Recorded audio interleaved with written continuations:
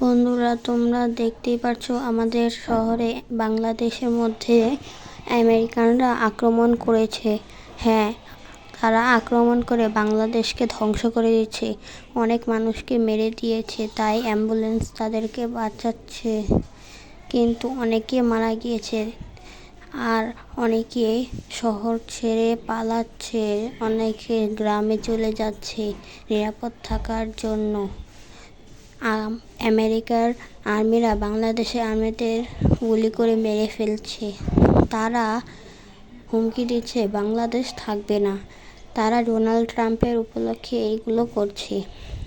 তাই আমি তাড়াতাড়ি বাসার বাহিরে এসে ফ্র্যাঙ্কলিনকে ফোন দিই। ফ্র্যাঙ্কলিন, তুই আমাকে একটা ট্যাঙ্ক দিতে পারবি? হ্যাঁ, দিতে পারি।